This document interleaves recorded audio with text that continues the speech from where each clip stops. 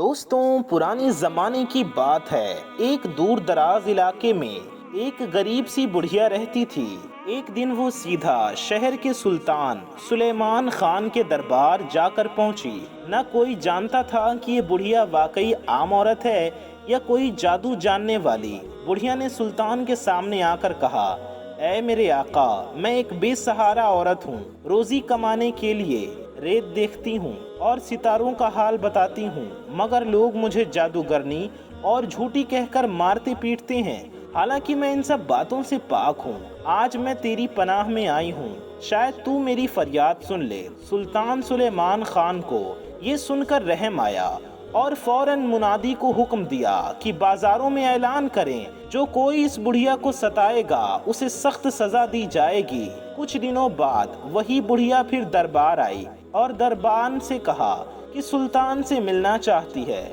جب وہ اندر پہنچی تو سلطان نے پوچھا، اب کیا حاجت ہے؟ بڑھیا نے کہا، اے میرے سلطان، میں تیرے احسان کے بدلے ایک تحفہ لائی ہوں۔ سلطان مسکرا کر بولا، کیا بادشاہوں کو بھی ہدیوں کی ضرورت ہوتی ہے؟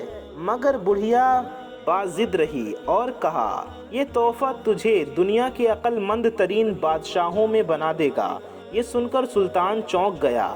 بڑھیا نے کھجور کی جھال کی بنی ٹوکری آگے رکھی جس میں ایک بہت بڑی مچھلی تھی۔ اس نے کہا، اسے اپنے ہاتھ سے پکا کر کھانا، کسی اور کو نہ دینا، ورنہ جو علم اور حکمت اس سے ملے گی وہ دوسروں میں بھی بڑھ جائے گی۔ سلطان نے اس کی بات کو مذاق سمجھا مگر وعدہ کر لیا۔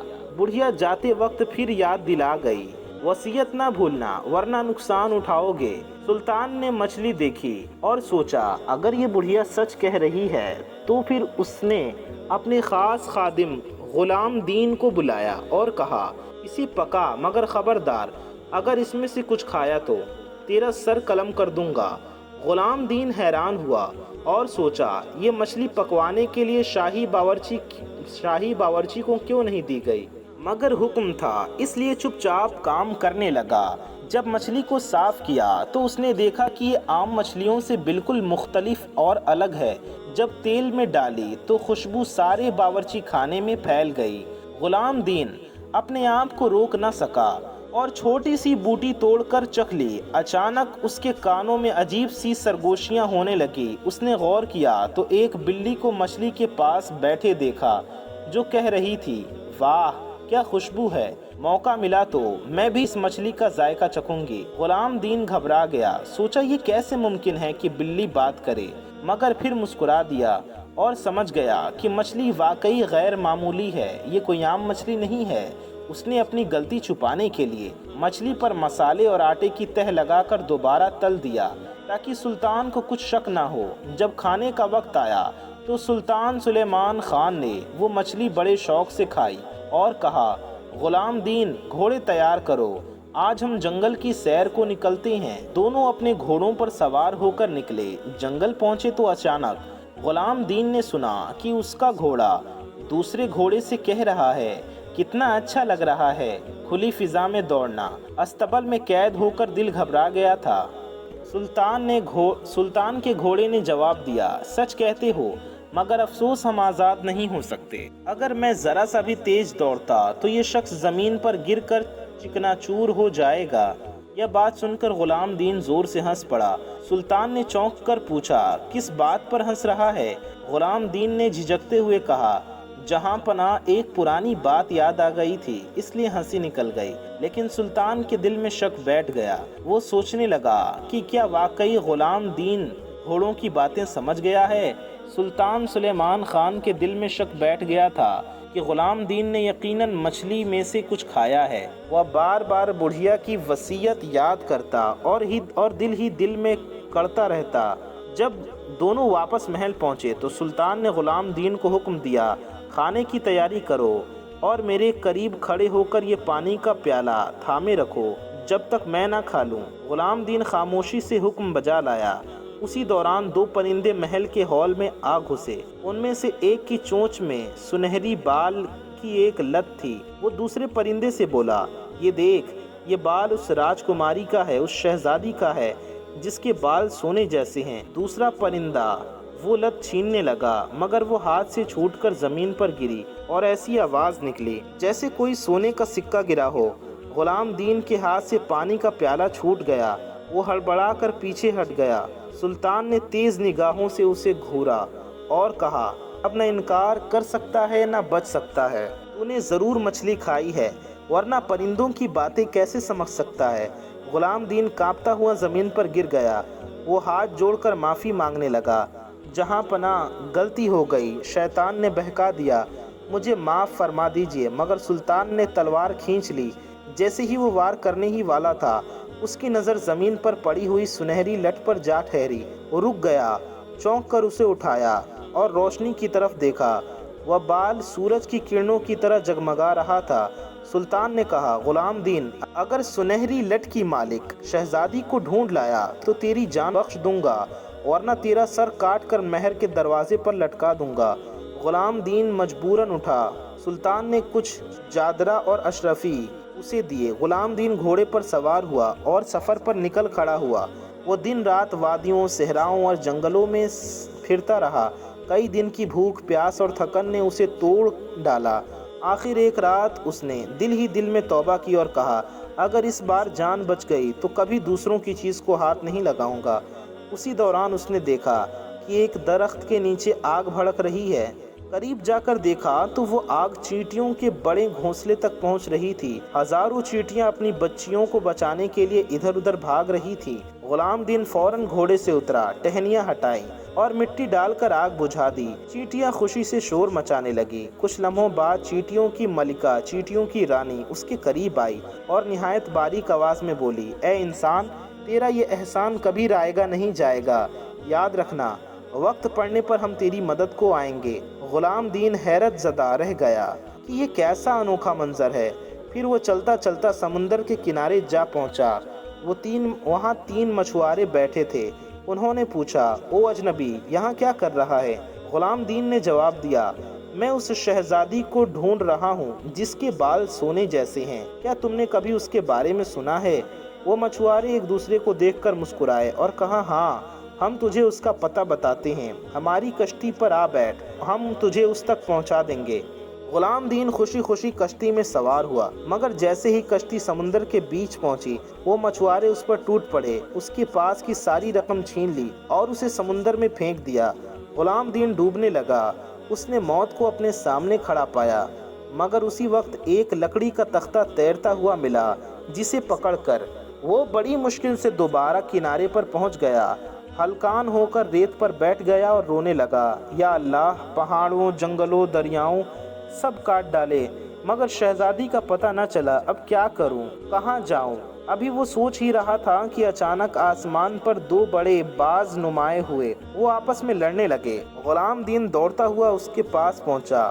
زخمی باز نے کمزور آواز میں کہا، اگر میری جان بچانا چاہتا ہے تو سامنے والے ٹیلے پر جا، وہاں کچھ عجیب و غریب جڑی بوٹیاں ہیں، انہیں لے کر آؤ۔ غلام دین نے جلدی سے جا کر پتے توڑے اور نچوڑ کر اس کے منہ میں ڈال دیے۔ چند لمحوں میں زخم بھر گیا اور باز صحت مند ہو گیا۔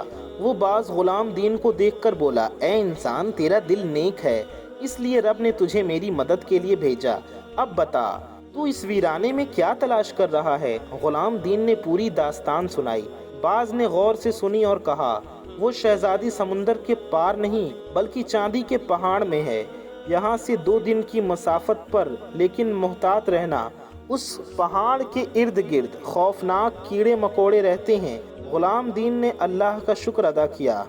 غلام دین نے جب باز سے شہزادی کا پتہ جانا تو اس نے عزم کیا کہ چاہے جان چلی جائے مگر وہ اپنی جان بچانے کے لیے یہ مہم پورا کرے گا۔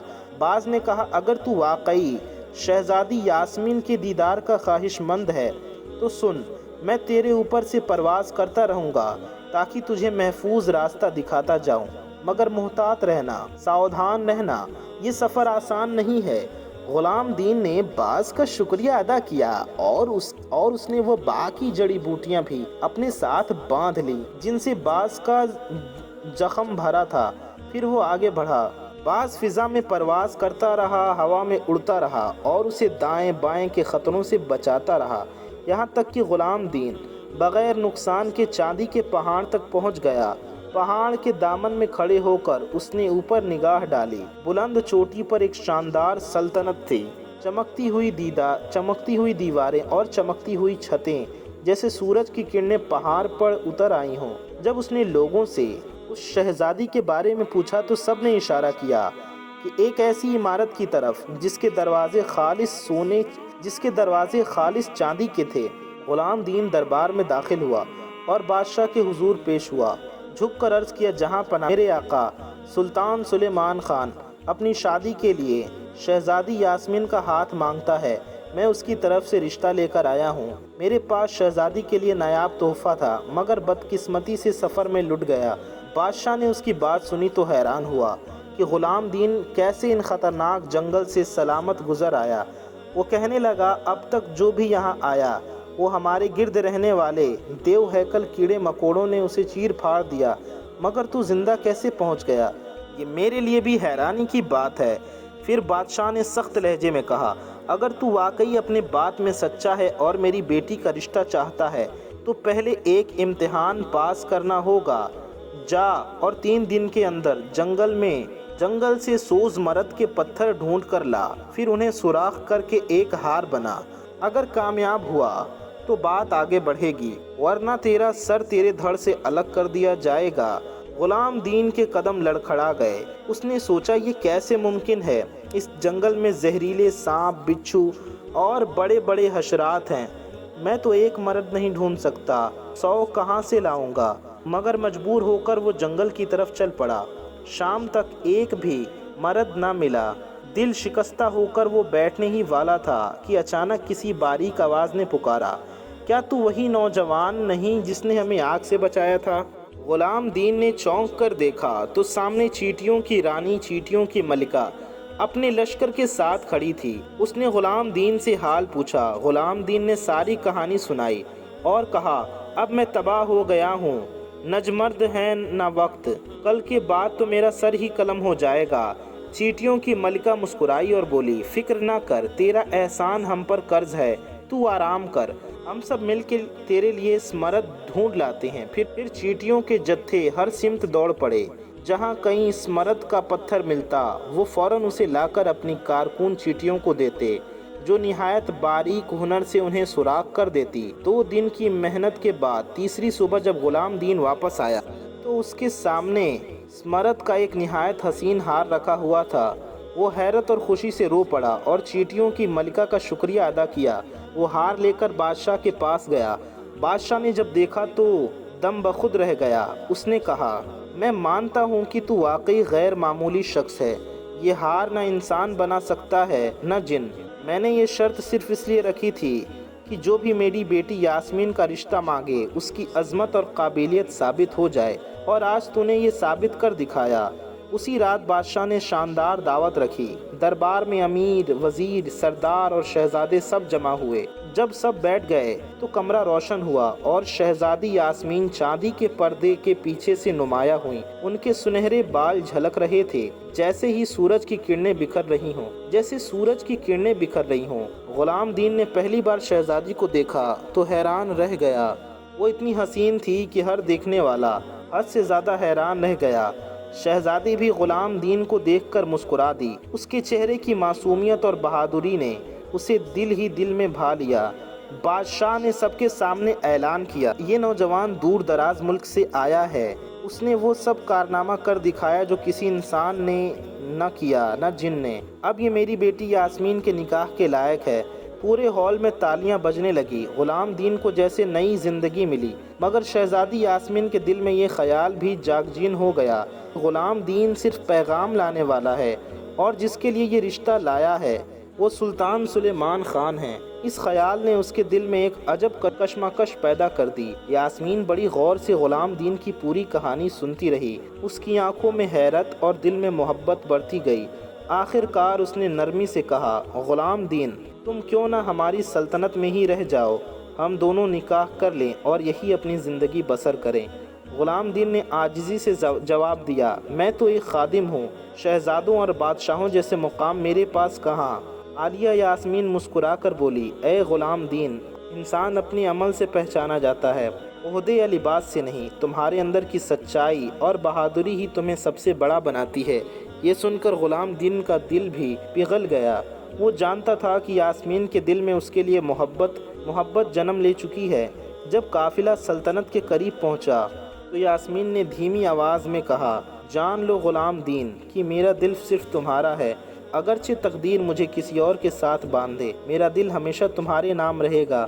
دربار پہنچ کر سلطان نے شہزادی کو دیکھا تو اس کے حسن سے دنگ رہ گیا، مگر یاسمین نے اپنے دل پر بوجھ محسوس کیا، کیونکہ سلطان موٹا تازہ اور کھانے پینے میں گرک رہنے والا شخص تھا۔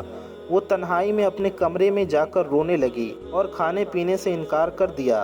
ادھر سلطان نے غلام دین کو حکم دیا، باغ سے کچھ میٹھے سنترے لا کر دو، لیکن اس نے خفیہ طور پر اپنے ایک سپاہی کو اشارہ کیا کہ غلام دین کو راستے میں ہی ختم کر دو۔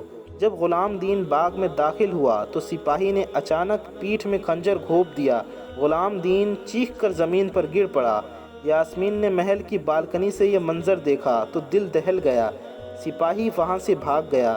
یاسمین دوڑتی ہوئی باغ میں پہنچی، اپنے پاس رکھی ہوئی جادوئی پودوں کی پتیوں کا رس نچوڑ کر غلام دین کے لبوں میں ڈالا۔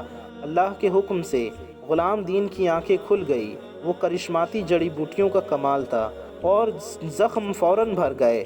اب وہ پہلے سے بھی زیادہ پرخش اور وزیر لگنے لگا۔ یاسمین نے کہا، آؤ غلام دین، ہم بھاگ نکلتے ہیں اس ظالم سلطان کے چنگل سے، اس سے پہلے کہ وہ ہمیں پکڑ لے۔ مگر جیسے ہی وہ دروازے تک پہنچے، سلطان اپنے لشکر کے ساتھ سامنے آ گیا۔ اس نے غصے میں کہا، یہ کیسے ممکن ہے کہ تم زندہ ہو؟ ضرور یہ لڑکی جادوگرنی ہے۔ مجھے وہ جڑی بوٹی فوراً دو تاکہ میں بھی جوان اور حسین ہو جاؤں۔ یاسمین نے کہا، میں نے ساری پتیوں کا رس غلام دین کو پلا دیا ہے، اب کچھ باقی نہیں۔ سلطان نے چیخ کر کہا، جھوٹ بولتی ہو، اور سپاہیوں کو حکم دیا کہ مجھے زخمی کرو اور پھر وہی دوا پلا دو۔ چنانچہ ایک سپاہی نے سلطان کو تلوار مار دی، مگر جب پتیوں کو نچوڑا گیا تو کچھ بھی نہ نکلا۔ سلطان زمین پر تڑپتا رہا اور بھلا آخر مر گیا۔ یہ منظر دیکھ کر سپاہی آگ ببولا ہوئے اور غلام دین پر حملہ کرنے لگے۔ اتنے میں محل کی خادمہ دوڑتی ہوئی آئی اور چلائی، رک جاؤ، یہ تمہارے نئے سلطان ہیں۔